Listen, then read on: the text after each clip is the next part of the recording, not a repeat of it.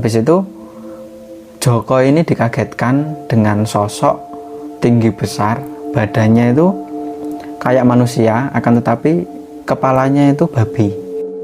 Kayak manusia, akan tetapi kepalanya itu babi.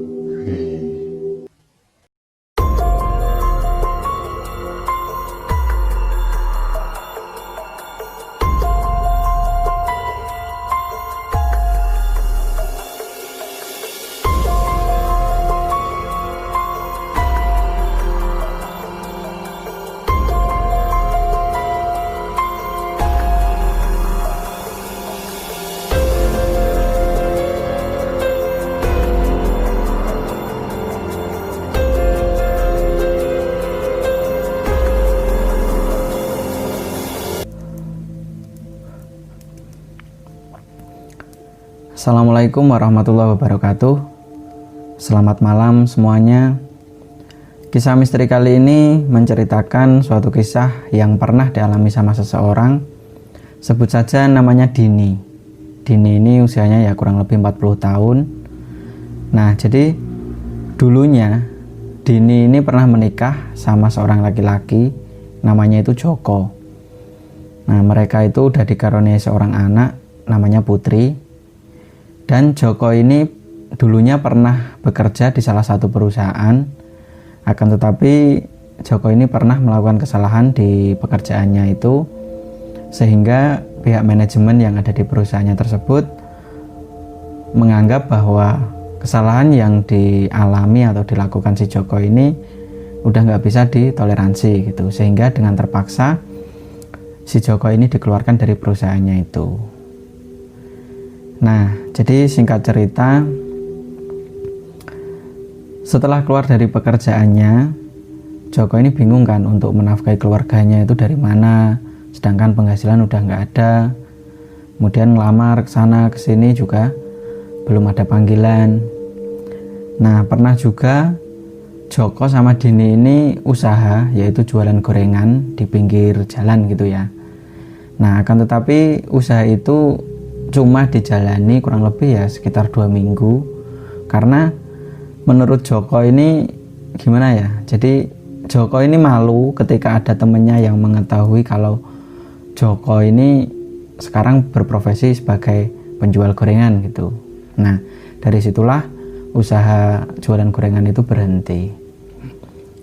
Nah, habis itu bingung kan mau hidup dengan apa, cari uang di mana gitu.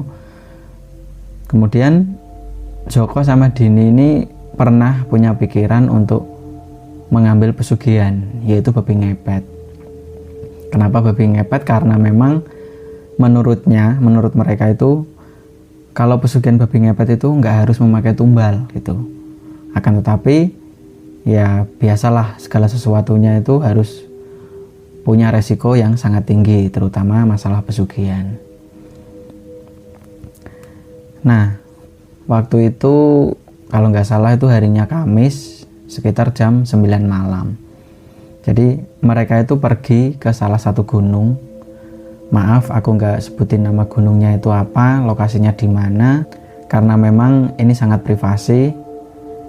Jadi di gunung itu mereka itu ketemu sama seorang bapak, sebut saja namanya Mbah Darmo. Nah, Mbah Darmo ini di situ bertugas sebagai seorang perantara atau penjembatan ketika ada orang yang datang ke situ untuk mengambil pesugihan. Nah, setelah mereka sampai di gunung itu, mereka ngobrol kurang lebih ya sekitar 1 jam sama Pak Darmo itu. Mereka menerangkan apa maksud tujuan mereka ke situ gitu kan. Kemudian setelah itu Mbah Darmo ini juga menjelaskan tentang tata cara mengambil pesugihan, salah satunya babi ngepet. Nah, kemudian dilakukanlah ritual. Jadi ritual itu kurang lebih ya sekitar 25 menit lah. Jadi waktu itu Dini sama Joko ini disuruh duduk di atas batu besar. Nah, jadi di situ ada batu besar yang bentuknya itu melingkar. Kemudian si Joko ini disuruh duduk berhadapan sama si Dini, kurang lebih jaraknya ya sekitar 3 meteran antara Joko sama Dini. Nah kemudian di tengahnya itu Mbah Darmo atau Pak Darmo itu. Nah jadi Pak Darmo ini perawakannya tinggi besar, rambutnya panjang, pakai jubah warna hitam. Kemudian setelah itu Mbah Darmo mengambil sesaji untuk memanggil siluman babi, yang tujuannya untuk melakukan perjanjian gitu. Setelah Mbah Darmo ini membacakan suatu mantra kurang lebih sekitar 15 menit, habis itu Joko ini dikagetkan dengan sosok tinggi besar, badannya itu kayak manusia akan tetapi kepalanya itu babi, itu warnanya hitam, matanya itu merah. Nah Joko itu kaget melihat sosok itu, kurang lebih jaraknya ya 2 meteran lah sama si Joko. Jadi siluman itu tuh berada tepat di sebelah kirinya si Joko gitu. Nah habis itu Mbah Darmo ini bilang, udah nggak usah takut, itu namanya siluman babi gitu.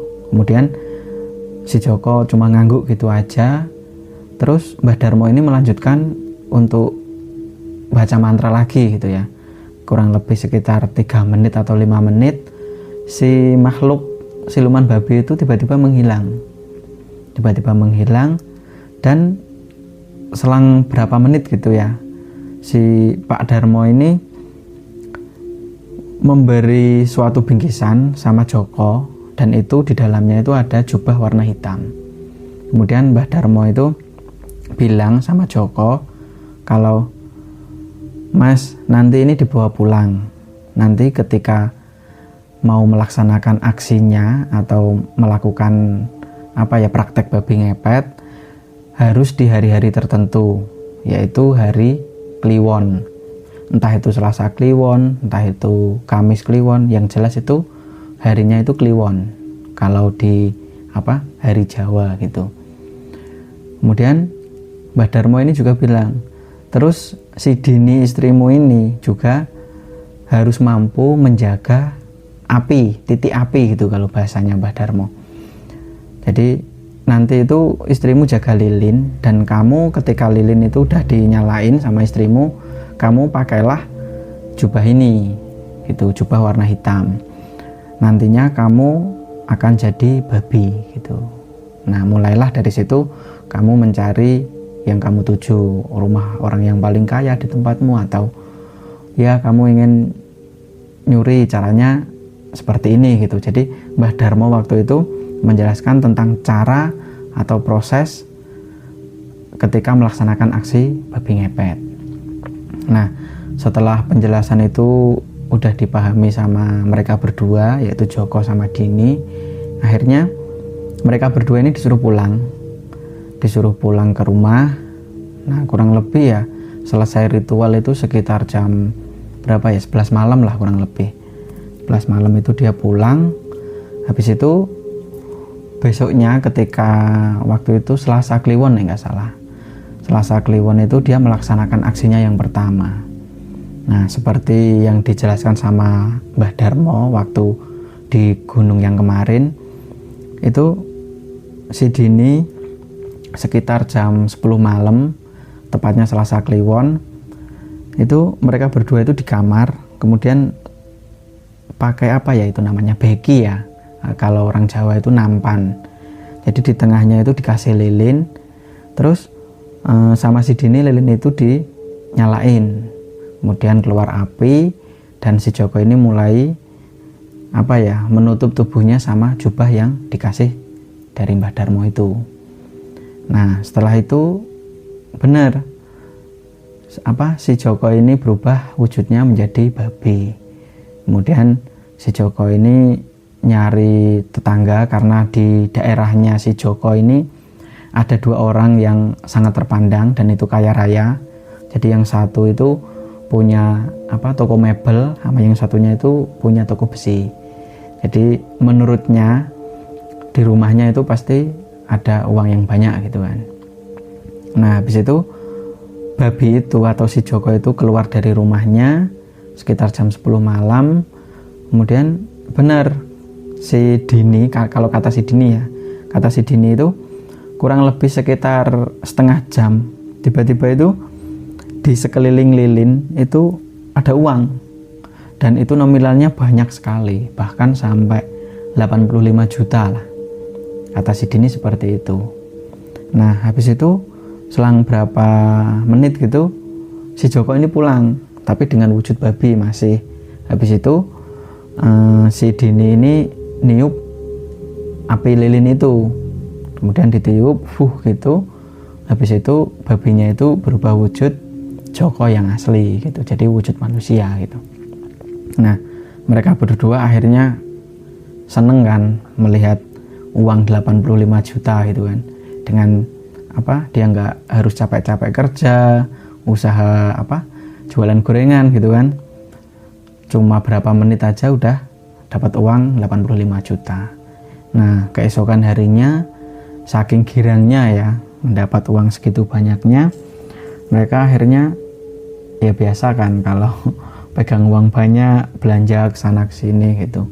Kemudian jarak 5 hari, karena Kliwon itu kan 5 hari ya, ada Pon, Wage, Legi, terus gitu, pokoknya ada 5 hari, sehingga nanti muncul di hari Kliwon lagi gitu. Nah kemudian ketika udah Kliwon ke depannya, mereka melaksanakan aksinya itu lagi. Dan pernah juga kalau nggak salah itu pas praktek yang ketiga kalinya, si Dini ini pernah dibuat kaget sekaligus takut, karena pas si Joko ini melaksanakan aksinya, api lilin itu selang berapa menit gitu sempat goyang gitu ya, goyang, entah itu ada kejadian apa, si Dini ini nggak nyeritain ya ke aku. Jadi habis itu si Dini itu niup api lilin itu gitu, terus mati. Tapi Joko itu belum ada di rumah, tapi di beki itu di sekeliling lilin itu udah ada uang, kalau nggak salah itu nggak banyak, kalau yang ketiga itu kurang lebih 15 atau 20 juta gitu. Nah habis itu kurang ya selang berapa menit ya, kurang lebih 20 menit Joko ini pulang, akan tetapi pulangnya itu udah wujud Joko gitu ya, wujud manusia gitu. Nah jadi mereka berdua langsung seneng berpelukan gitu, wah alhamdulillah suamiku selamat gitu, kalau kata Dini seperti itu. Nah habis itu sampai yang kelima kalinya, jadi Kliwon yang kelima, saking saking enaknya nyari uang dengan cara babi ngepet itu, mereka langsung pokoknya setiap hari Kliwon ya mereka melaksanakan aksinya gitu. Nah pas di waktu yang kelima, praktek yang kelima itu, inilah praktek yang terakhir untuk si Joko sama si Dini melakukan pesugihan babi ngepet. Karena waktu itu kurang lebih sekitar jam 1 malam.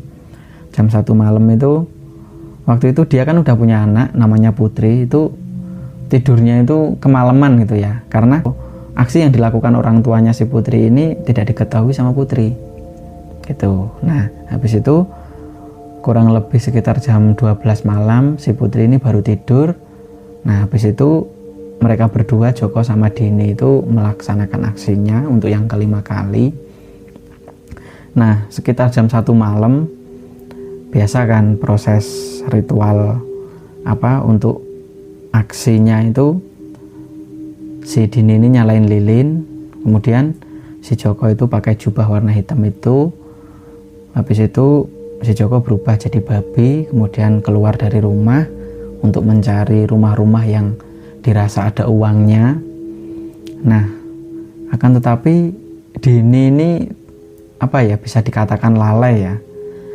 Jadi Dini ini yang disuruh jagain api lilin waktu itu kurang lebih sekitar 10 menit, karena memang di kampungnya itu sempat udah pada geger, udah pada rame, kok uang di rumah, di lemari kok pada hilang kemana gitu.